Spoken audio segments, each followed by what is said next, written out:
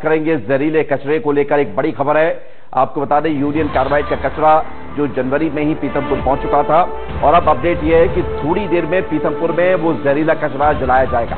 पहले ट्रायल में तकरीबन 10 टन कचरा जलाया जाएगा, 10 घंटे में ये कचरा जलाया जाएगा। कड़ी निगरानी में इसका नष्टीकरण किया जाएगा। सुप्रीम कोर्ट में अपील खारिज होने के बाद कचरा जलाने का रास्ता कल साफ हुआ था। स्थानीय लोग हालांकि लगातार इस कचरे को जलाने का विरोध कर रहे हैं। 3 ट्रायल में कचरा जलाया जाएगा। यूनियन कार्बाइड का 337 टन कचरा यहां पर मौजूद है। कई ट्रकों में भरकर ये कचरा यहां पर लाया गया है। उसके बाद हाईकोर्ट के निर्देश पर कचरा जलाया जाना था, लेकिन मामला चूंकि सुप्रीम कोर्ट तक पहुंचा, इसलिए कल इस मामले पर सुनवाई हुई और अब कचरा जलाने का रास्ता साफ हो चला है। 2 तस्वीर आप देख लीजिए।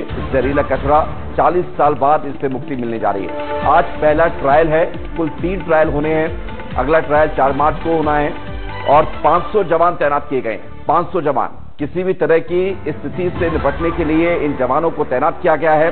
स्थानीय लोगों का विरोध जबरदस्त है।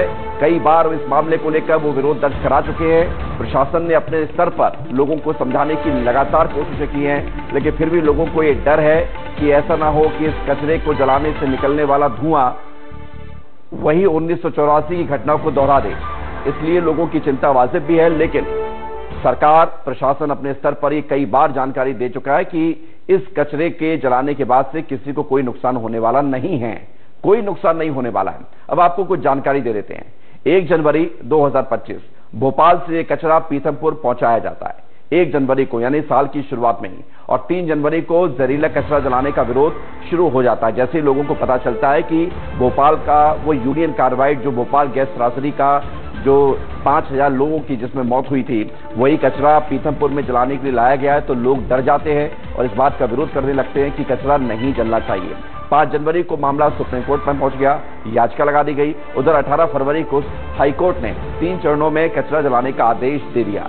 27 फरवरी को, यानी कि कल जो गुजरा है गुरुवार का माफ कीजिएगा, सुप्रीम कोर्ट ने इस कचरा जलाने के पूरी कार्रवाई पर रोक से इनकार कर दिया है। सुप्रीम कोर्ट ने साफ किया है कि रोक नहीं लगा सकते हैं। याचिका खारिज कर दी गई और यह भी कहा है कि अगर कोई सुझाव है तो हाईकोर्ट में लेकर जाएं, यहां आने की फिलहाल जरूरत नहीं है। लेकिन कचरा जलाते वक्त मौजूद रहने वाले अधिकारियों ने बताया है कि पूरी प्रोसेस किस तरह से पूरी की जाएगी, क्या कार्रवाई होगी, किस तरह से इस कचरे को जलाया जाएगा, वो आपको सुनाते हैं।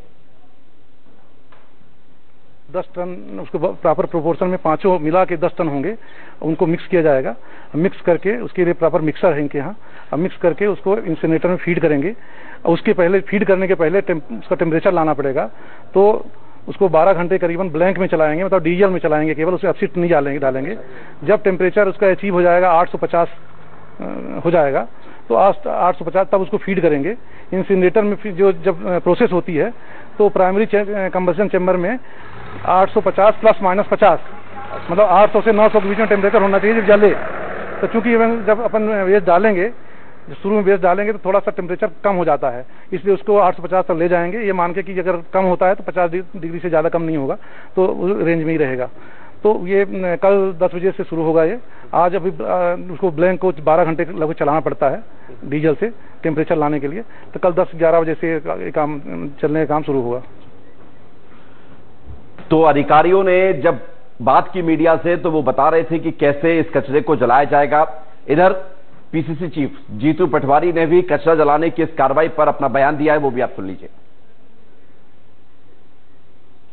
अगर सरकार का ये कहना है कि वहां जहरीला कचरा नहीं है, सरकारी विशेषज्ञों का ये कहना है कि सरकारी कचरा नहीं, मैं चुनौती देता हूं मुख्यमंत्री जी, आप किसी एजेंसी को भेज के वहां के जल स्तर को रामकी के आसपास 10 किलोमीटर के मानकों में चेक कर लें। अगर नहीं निकला तो मैं सार्वजनिक माफी मांगूंगा, और अगर निकला तो फिर सरकार ने मैसेज दिया कि हमें आप वोट देते हो, हम आपको जहर देते हैं, कैंसर देते हैं। अपने स्वार्थों के लिए, व्यक्तिगत स्वार्थों के लिए सरकार, उसके मंत्री, उसके मुख्यमंत्री, उसके नुमाइंदे उस जमीन पर किसी न किसी प्रकार का लाभ लेने के लिए कचरा पहुंचा दिया। कोर्ट ने नहीं कहा कि कचरा जलाओ, कोर्ट ने कहा ये सरकार के विवेक पे है कि सरकार क्या करे। तो सरकार ने कहा हम जहर देंगे। इंदौर की जनता देख रही है, समझ रही है, भावी पीढ़ी का कैंसर परोस रही बीजेपी को सबक सिखाएगी। तो आपने सुन लिया जीतू पटवारी क्या कह रहे हैं। वो कह रहे हैं कि सरकार कैंसर बांटने जा रही है।